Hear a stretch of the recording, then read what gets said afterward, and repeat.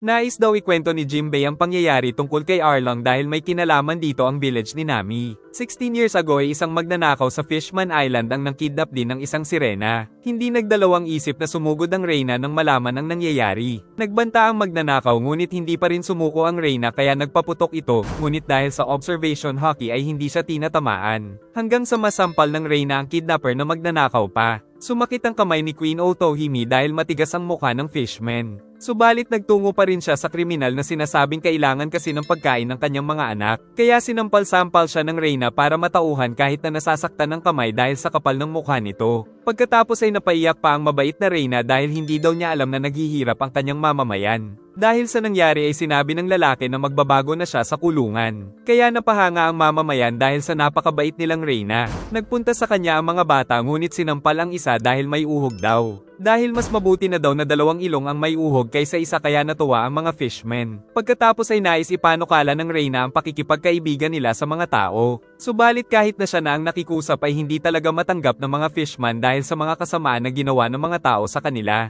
Pag-uwi sa palasyo ay sinalubong siya ng 3 prinsipe at pinuntahan din nila si Shiraoshi. Nag-aalala ang mga ministro dahil sa palaging paglabas ni Queen Otohime sa palasyo. Giit ng hari na porsigido kasi ang Reyna na ipagpatuloy ang totoong layunin ng kanilang mga ninuno na pag-isahin ang mga tao at mga fishman. Kaya kahit siya ay hindi mapigilan ng asawa kaya umaasa siyang babantayan ito ng dalawa. Sunod na tinanong ng Straw Hat kay Jimbei ay ang pinagmulan ng Fishman Pirate sa Fishman District, kung saan isa itong lawless area dahil mga tulisan ang mga naninirahan doon. Umalis din ang kanilang leader na si Fisher Tiger para sa isang adventure. At si Jimbei na isa sa kanang kamay nito ay pumasok naman sa Neptune's army kaya ang kanilang mga tauhan ay nagkanya-kanya na rin. Isang araw ay kinuha ni Arlong ang listahan ng mga signatures ng pumapayag sa balak ng Reyna na pakikipagkaisa sa mga tao. Dumating ang isang Neptune army ngunit sinakal lang ito ni Arlong. Ngunit nandoon din si Jimbei na ngayon ay kasapi na rin ng Neptune's army kaya binitiwan na ni Arlong ang sundalo. Pagkatapos ay nagkaroon ng pagtatalo ang dalawang dating tauhan ni Fisher Tiger. Ngunit natigilan sila nang makabalik na sa wakas si Fisher Tiger dahil sikat ito sa mga tao.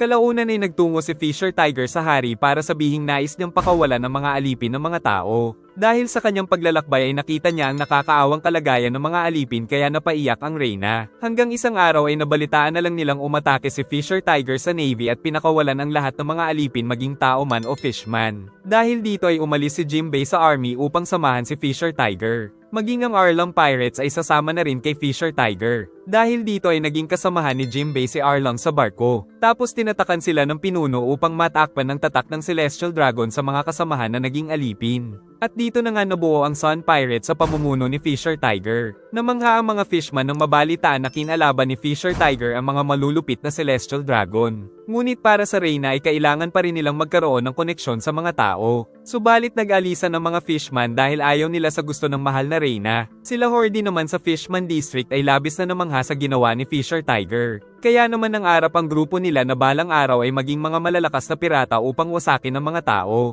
Ibinalita ni Hachi na meron siyang nakitang Navy ship na paparating. Nakita din sila ng mga marine kaya nauna silang umatake ng mga cannon. Subalit tumalon ang mga fishman sa tubig kaya hindi nila matamaan. Tapos umakyat ang mga ito sa Navy ship at tinapos ang mga kawawang marine dahil 10 beses na mas malakas ang mga fishman sa mga tao. Nagagalit ang isang marine dahil pinakawalan daw nila ang mga bihag. Kaya nagalit si Jimbei at sinapok ito sa pagmumukha dahil tutol ang mga fishman sa pang-aalipin. Ipinakita ni Fisher Tiger ang kanyang lakas kaya hindi siya makakayang talunin ng mga tao. Ngunit tinutukan siya ng cannon kaya winasak niya ito at ibinato sa kanila, saka sinuntok ang pinuno. Ngunit hindi niya pinatay ang pinuno dahil hindi daw siya tulad ng mga tao. Subalit si Arlong ay natutuwa sa pagpatay sa mga tao. Nakarating ang balita kay Kizaru na noon ay Vice Admiral pa lang, kaya naman lalong naging wanted ang Fishman Pirates. Sinapok ni Fisher si Arlong dahil sa ginawa nito dahil hindi daw sila mga killer, pero umapela din si Jimbei dahil masama daw ang mga tao. Sagot ni Fisher na magiging kawawa daw kasi ang mga pamilya nila sa Fishman Island kapag gumanti ang mga tao. Giit ni Arlong na kung papatayin nila ang lahat ng mga tao ay hindi na sila mangangamba, ngunit binatukan siya ni Jimbei. Dumaan ang mga araw at nagpatuloy sa pakikipaglaban sila Jimbei, samantala si Queen Otohime naman ay nagpatuloy din sa paghikayat ng pagkakaisa. Hanggang isang araw ay magkaroon ng mga bounty sila Fisher Tiger at Jimbei. Kaya mas lalong naging idol nila Hordy ang Fishman Pirates. Ngunit isang araw ay nakilala daw nila Jimbei ang isang batang babae. Isa daw itong nakatakas na alipin ngunit hindi ito makauwi sa sariling village. Nagpakilala itong si Koala saka nagpasalamat dahil nakaligtas siya sa pagiging alipin dahil kay Fisher. Dinala nila ito para ihatid ngunit nagagalit pa rin si Arlong dahil isa pa rin itong tao. Subalit hindi ito umiyak, sa halip ay naglinis ito para hindi daw nila patayin. Nakita ni Jimbei na nagdudugo ito pero nakangiti pa rin ang bata.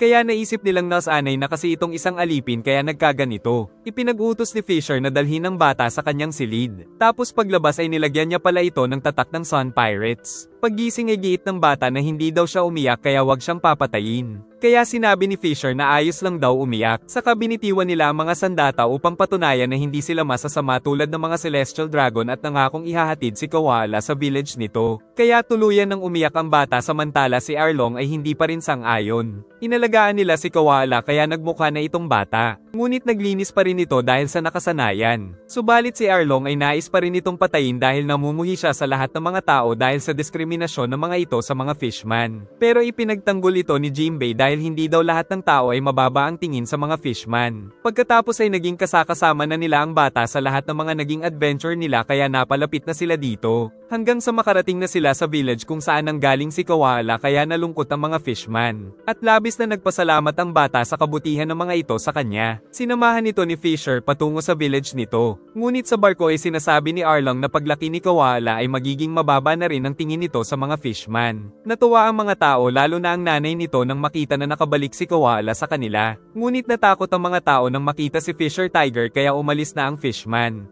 Giit ni Koala na mababait naman pala ang mga fishman, ngunit hindi naniniwala ang nanay nito. Bago umalis si Fisher Tiger ay muling nagpasalamat si Koala dahil tinupad nito ang pangako na ihahatid siya sa village. Subalit nag-aabang pala ang Navy sa fishman, giit ni Rear Admiral Strawberry na dapat ay babawiin nila si Koala para ibalik sa Celestial Dragon pero nakiusap daw ang mga tao na si Fisher Tiger na lang ang hulihin kaya pinagbabaril nila ang Sun Pirates Captain na narinig nila Jimbei sa barko. Saka dumating ang maraming Navy ship kaya naisip ni Arlong na isang trap si Koala. Pinagbabaril sila ng napakaraming cannon mula sa mga Navy ship kaya pinaubaya ni Jimbei kay Arlong ang grupo habang siya ay nagpunta sa pinuno. Samantala buhay pa rin si Fisher kahit pinagbabaril nila. Ngunit sa utos ni Strawberry ay muli siyang pinagbabaril na narinig naman ni Koala sa village. Nakita nila Jimbei na pinagtutulungan ng kanilang captain kaya hindi na nito kinaya ang mga sugat. Kaya sumugod si Jimbei sa Rear Admiral, ngunit halos pantay lang sila nito ng lakas. Nailigtas daw nila Jimbei ang captain at nakatakas sila gamit ang Navy ship na nakuha nila Arlong. Subalit kahit nangangailangan si Fisher Tiger ng dugo ay tumanggi itong lagyan siya ng dugo ng tao dahil namumuhi na rin siya sa mga ito. Saka inamin na nung nawala siya ay naging alipin pala siya ng mga Celestial Dragon bago siya nakatakas. Alam niya daw na marami pa ring mababait na tao ngunit namumuhi na siya kahit sa dugo ng mga ito. At dahil naubusan ng dugo ay tuluyan nang namatay ang kanilang mahal na captain. Dahil sa nangyari ay lalong nag-init si Arlong na pumatay ng mga tao. Kaya nagtungo siya sa mga marine at kinalaban ng mag-isa ang mga ito. Subalit nandoon pala si Kizaru kaya tinamaan ng fishman. At inapakan nito si Arlong para hindi makabangon. Saka sinabi ng fishman na papatayin niya ang lahat ng mga tao dahil sa ginawa ng mga ito kay Fisher Tiger. Ngunit nakulong si Arlong dahil mas malakas sa kanya si Kizaru. Saka kumalat sa dyaryo ang sinabi nito sa interview na namatay si Fisher Tiger dahil tumanggi ito na magpalagay ng dugo ng tao sa kanyang mga ugat. Mula noon ay si Jimbei na ang naging bagong captain ng Sun Pirates. At kwento niya sa mga bida na wala daw silang ginawa kundi ang makipaglaban. Dahil sa nabalitaan ay naintindihan na rin ng hari at reyna si Fisher Tiger. Ngunit hindi pa rin tumigil si Queen Otohime na mapag-isa ang mga fishman at mga tao. Sa katunayan ay tinutulungan din nila maging ang mga piratang tao na nangangailangan ng tulong. Hindi pa rin tumigil ang reyna sa pangangalap ng mga pirma upang mapag-isa ang mga tao at mga fishman. At isang araw ay nakiusap pang burahin ng mga fishman ang kanilang mga pirma dahil ang mga piratang tao na dumating ay nagnakaw sa kanila. Saka dumating ang mga bata at kinuha ang mga signature dahil ayaw na daw sumali ng kanilang mga magulang sa pinaglalaban ng reyna. Kinuha na rin ng mamamayan ang kanilang mga signature hanggang sa maubos ang pinaghirapan ng reyna. Ngunit pag-uwi ay hindi pinakita sa mga anak na malungkot siya. Pero nang mag-isa na lang ay napaiyak na lang si Otohime dahil nasayang ang pinagpagura ng 5 taon. Narinig ito ng mamamayan dahil naka-on pala ang speaker. Pero walang pake ang reyna dahil lasing siya. Saka sinabi pa nito na hinahangad niyang magkaroon ng pagkakaisa ang mga tao at mga fishman dahil mas maganda at mas malawak ang mundo sa lupa. Ginagawa niya daw ito para sa mga susunod na henerasyon ng lahi ng mga fishman. Sa barko ay nais daw umuwi ng isang fishman para dalawin ang kanyang pamilya. Giit ni Aladdin na wala silang magagawa dahil dati silang mga alipin ay kailangan nilang magtago. Kalaunan ay nabalitaan nila Jinbei na may offer sa kanya ang world government na maging isang warlord na balak naman tanggapin ni Jinbei. Pagbalik ay sinabi ni Jinbei sa hari na dahil honorary navy siya ay hindi natutugisin ng world government ang mga fishman na dating mga alipin ng Celestial Dragons. Dahil dito ay mapapalapit din sila sa mga tao na siyang gusto ng Reyna. Dahil isa na siya sa mga warlord ay nabawi na rin ni Jinbei si Arlong. Subalit ayaw ni Arlong ng plano ni Jinbei kaya muli niya daw pamumunuan ang Arlong Pirates. Dahil dito ay naglaban ang dalawa, subalit walang binatbat si Arlong sa galing ni Jinbei sa pakikipaglaban kaya nabugbog ito. Maging ang macro team ay nais na rin mag-solo kaya magiging mga miyembro sila ng Flying Fish Pirates sa hinaharap. Tuwang-tuwa ang mga fishman na dating mga alipin dahil sa ginawa ni Jinbei ay maaari na ulit silang manirahan sa Fishman Island. At muli nilang nakita ang mga pamilya nila. Subalit ang ilan sa mga fishman ay hindi masaya na naging tuta daw ng government si Jinbei. Naisip naman ng hari at Reyna na samantalahin ang pagkakataon na makipagkapwa sa mga tao. Ngunit isang araw ay dumating ang barko ng isang Celestial Dragon kaya nabahala ang Minister of the Right, subalit tatanggapin daw ito ng Reyna bilang panauhin. Kahit na nanghihina ay nagmamataas pa ang Celestial Dragon na si Yasgard kaya pinagbabaril ang mga fishman, kaya nais itong patayin ni Hordy. Naalala ni Yasgard nung nalaman niya sa kanyang ama na nagbalik sa Fishman Island ang mga alipin nila dahil naging warlord si Jinbei. Dahil dito ay naisip niyang bawiin ang mga alipin niya kaya siya nagpunta dito. Dumating ang dati nitong mga alipin kaya sinipa ang baril at tinutukan nila ang pangit, kaya nagbabala ito sa sasapitin nila. Giit ng dati nitong mga alipin na kung tatahimik ang lahat ng fishman ay hindi ito malalaman ng world government. Pabor naman ng lahat ng fishman na patayin si Boy Pangit. Subalit nang binaril nila ito ay iniligtas naman ng mahal na Reyna kaya siya ang nabaril. Siya nga niligtas pa yung Pangit. Nagtungo kay Jinbei ang mga anak ng Reyna kaya pinuntahan nila ito.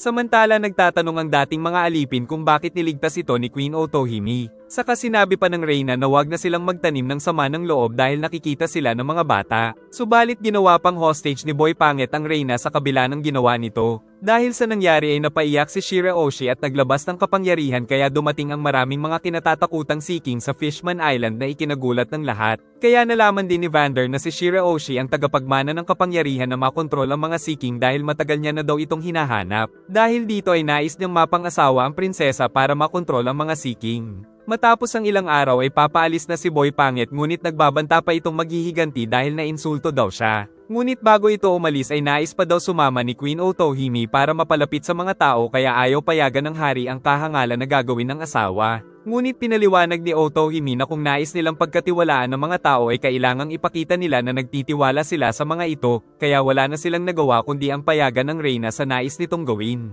Labis na nag-aalala ang mga anak ng Reyna dahil sa pag-alis nito. Samantala nalaman ni Vander na meron isang box na pwedeng gamitin para tumanda kaagad ang isang fishman, kaya naisip niyang gamitin ito kay Shirahoshi para mapakasalan niya na kaagad. At magamit niya ang kakayahan nito upang yumaman siya. Lumipas ang mga araw ay naghihintay pa rin ang mga fishmen, lalong-lalo na ang pamilya nito. Paglipas ng isang linggo ay nagbalik na ang sasakyan ng mahal na Reyna. Kaya umaasa ang lahat at hindi naman sila nabigo dahil nakabalik nga ng ligtas si Otohime. Pagkatapos ay sinabi ng Reyna na suportado daw sila ng Celestial Dragon na manirahan sa lupa basta makalikom lang daw siya ng napakaraming pirma ng mga sang-ayon sa kanyang plano, ngunit tila natatakot ang mga fishman dahil baka may masamang balak ang Celestial Dragon. Nalulungkot si Otohime subalit nang magpasa ang mga bata ay sunod-sunod na rin ang nalikom niyang mga papel dahil nagtitiwala sa kanya ang nasasakupan kaya kumuha pa ng mas malaking lalagyan. Napaiyak na lang ang Reyna dahil sa suporta sa kanya ng mamamayan. Walang tigil ang pagdating ng mga signature dahil sa tiwala nila sa mahal na Reyna. Subalit nasunog ito sa di malamang dahilan kaya iniligtas ni Otohime ang mga papel kahit na masaktan siya. Ngunit sa isang iglap ay biglang may bumaril sa puso ni Otohime na ikinagulat ng mga fishman. Dahil sa kaguluhan ay nahawakan na rin ni Vander si Shirahoshi kaya naging target na ito ng devil fruit niya. Galit na galit si Fukaboshi ngunit sinabi ng kanyang ina na huwag silang magpapadala sa kanilang emosyon. Ngunit wala na rin silang magawa kundi ang umiyak. Dahil sa lungkot ay aksidente na namang nagamit ni Shirahoshi ang kanyang kakayahan. At para tumigil ito ay pinatawa siya ng mga kapatid sa kabila ng lungkot na kanilang nararamdaman. Pagkatapos ay nangako si Fukaboshi na ipapagpatuloy ang hangarin ng kanilang ina, hanggang sa tuluyan na itong namaalam sa kanyang mga anak. Samantala si Jinbei ay hindi malaman ang gagawin sa sobrang galit. Natagpuan na rin nila ang shooter na agad naman nilang napatay bago pa dumating si Jimbei. Nang makita na isa itong tao ay pinag-utos ni Jimbei na itago ang bangkay dahil masisira ang pinaghirapan ng Reyna. Subalit ipinakita pa ni Hordy sa mga fishman na isang tao ang pumatay sa Reyna nila. Dahil dito ay nagalit na talaga ang mga fishman sa mga tao. Kinabukasan ay maririnig ang mga pagyanig dahil kinulong pala ng hari ang sarili niya sa tore para hindi siya makapatay. Nagwala siya hanggang sa dumugo ang kanyang ulo. Alam daw niyang kapag pumatay siya ng tao ay hindi matatapos ang gulo kaya hindi na niya alam ang gagawin. Naisip niya rin na unfair ang mundo dahil ang isang tulad niya na maraming pinaslang noon ay nabubuhay pa rin samantalang maagang namatay ang inosenteng Reyna. Makalipas ang ilang araw ay lumabas na ang hari sa loob ng tore. At ipinakita sa kanya ni Shiraoshi ang mga love letter na nagmula kay Vander. Dahil dito ay hindi pinayagan ng hari na dumalo ang mga anak sa libing ng asawa sa pangambang may mga asasin pa sa paligid.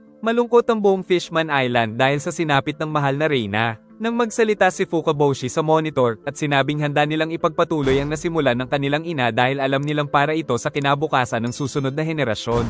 At ayon kay Jimbei ay marami na ulit silang nakalap ng mga pirma dahil sa tiyaga ng royal family. Dagdag pa nitong nahihirapan din daw silang pigilan noon si Arlong dahil lagi itong nakakatakas. Kaya naman humingi siya ng tawad sa nangyari sa village nila Nami. Ngunit giit ni Sonji na kailangan niya itong bayaran ng kanyang buhay pero pinigilan siya ni Nami dahil alam niyang mabait si Jimbei. At dahil din sa sinapit ni Nami ay nakilala niya ang mga kaibigan. Naiyak si Jimbei dahil sa mabubuting salita ng dalaga. Samantala natumba si Luffy dahil kanina pa pala ito natutulog. Sinipa ito ni Sonji kaya nagising at nagtaka pa ang engot kung bakit umiiyak si Jimbei. Dahil natutulog na pala ang bida mula pa nung umpisa ng kwento ng Fishman. Pagkatapos ay naging magkaibigan kaagad sila Shiraoshi at Nami dahil tila may pagkakapareho sila. Si Jimbei naman ay nagtungo na sa Ryugu Palace para pigilan sila Hordy sa mga plano nito. Nagbabala si Hachi na nais daw pigilan ni Hordy ang relocation ng Fishman Island patungo sa lupa, ngunit nais pa daw nito ng higit pa. Dumating ang malaking transponder snail kung saan naglabas ito ng screen kung saan nakita nila si Hordy. Pinapila ng grupo ni Hordy ang mga tao para apakan ng litrato ng mahal na Reyna. At kung sino ang ayaw itong gawin ay pinapatay nila. Nang makita ng mga fishman sa screen si Hordy ay natandaan nilang ito ang pumatay sa shooter ng Reyna. Inanunsyo naman ni Hordy na tatapusin niya ang kahariang ito para magtayo ng panibago. Saka sinabing malaya daw na lumayas ang mga fishman na pabor sa mga tao. Dahil may paparating daw silang bagong mamamayan na galit din sa mga tao. Dagdag pa nitong isang tao daw ang pumatay sa Reyna kaya dapat ay kamuhian din nila ang mga ito. Saka pinakita nito na nabihag niya si Neptune. Giit ni Nami na nahuli si Neptune dahil sa kanila. Kaya pinaliwanag ni Kami na sila ang unang inatake ng Neptune's army. Saka sinabi ni Hordy na magsasagawa siya ng public execution para sa hari. Balak din daw gamitin ni Hordy ang listahan ng mga pumirma sa plano ng Reyna bilang hit list. At ang mga una sa listahan ay ang mga unang papatayin. Subalit uunahin na daw nila ang mga bihag na Straw Hat Pirates. Sa utos ni Hordy ay itinaas ang kulungan ng 3. Tapos nagsimulang mapuno ng tubig ang lugar kaya malulunod ang 3. Dahil ipapakita daw ni Hordy sa mga tao kung sino ang boss. Di makapaniwala ang mga prinsipe na umabot pa sa ganito. Samantala si Usopp ay nag-iisip kung paano sila makakatakas. Si Robin naman ay payapang pinagmamasdan ang poneglyph na kanyang natagpuan. Kung saan nalaman niyang mensahe ito ni Joy Boy na humihingi ng tawad. Samantala si Luffy ay natuwa pa nang malaman kay Hordy na 400 million na ang bounty niya kaya nasampal ni Nami. Dahil dito ay nais ng lumaban ang ating bida. Si Shiraoshi naman ay nagmadali ng bumalik sa palasyo para iligtas ang ama ngunit pinigilan sila ni Jimbei. Giit ni Hachi na dapat magtago si Shiraoshi dahil nababahala sa kakayahan niya si Hordy dahil kaya niyang magkontrol ng mga Sea-King. Dahil dito ay nagpasya ang bida na siya ang pupunta sa palasyo. Ngunit kamumuhian lalo ng mga fishman ng mga tao kung kakalabanin daw nila si Hordy kaya si Jimbei na daw ang bahala. Pero nais pa rin magpunta ni Luffy kahit pigilan daw siya ni Jimbei. Kaya naman naghandang maglaban ng Warlord at si Luffy.